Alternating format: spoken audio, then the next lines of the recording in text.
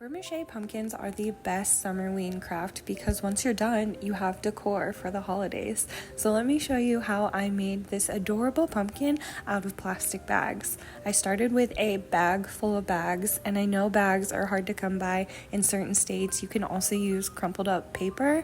Then I used balloon string because it's inexpensive and durable to kind of wrap tightly around the bag a bunch of times in little sections or wedges, and that's going to give us our shape.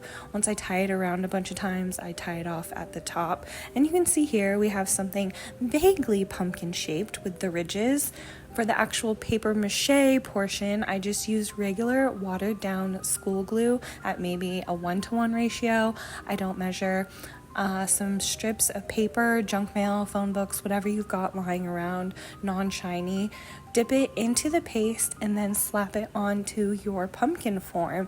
I do maybe about 6 layers of paper, but I'm not measuring and it doesn't have to be perfect. Once you have a nice base, I like to use a toilet paper roll with some flanges cut at the bottom for the stem.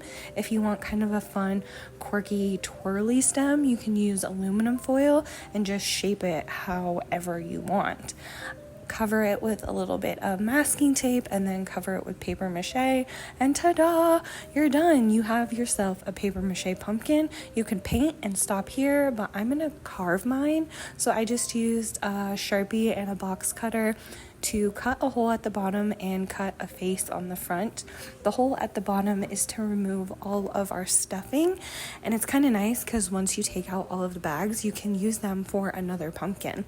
I drew a really simple face on this one. You can see a little cutie patootie, isn't it? I love it. Again, all of the bags that you just took out of your pumpkin, you can use to make another pumpkin. Hack for infinite pumpkins. You can create your own pumpkin army. This is the little cutie we were working on today. Ready to go. I also have this one. It's a little bit more intricate of a design because I printed off a jack-o'-lantern stencil. Next, I like to tape all of the cuts or the raw edges with a little bit of tape. I just feel like it reinforces it and seals it. Again, you could paint and stop here, but I'm going to make these weatherproof using paper clay. This recipe is from ultimatepapermache.com. It has cement in it, so again, it's supposed to be weatherproof, but she also has just a regular old recipe if you just want to make interior paper clay. This is a little bit chunky here. It's a little bit easier to work with if you spray some water on it.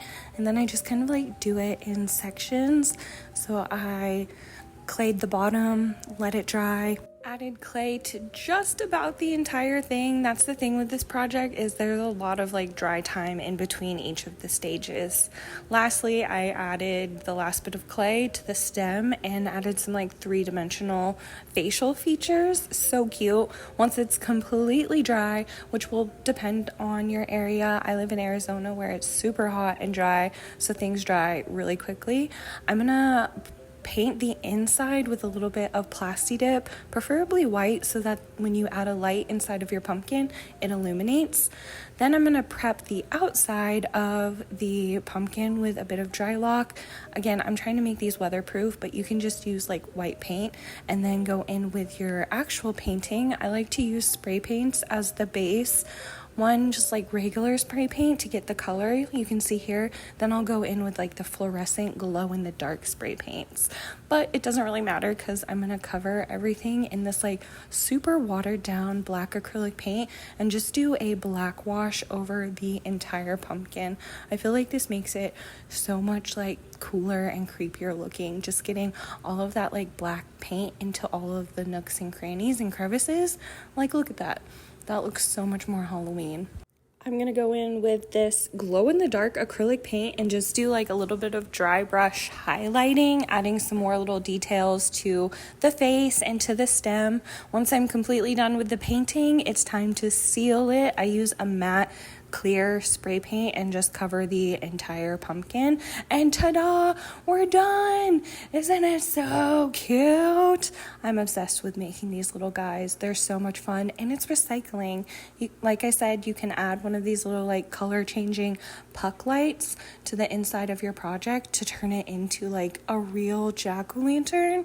Isn't it so cute? I'm just obsessed. I've probably made 100 of these pumpkins so far. They're just so much fun. So I hope you enjoyed watching the process. If you have any questions, please let me know. Please share your pumpkins with me and stay creative.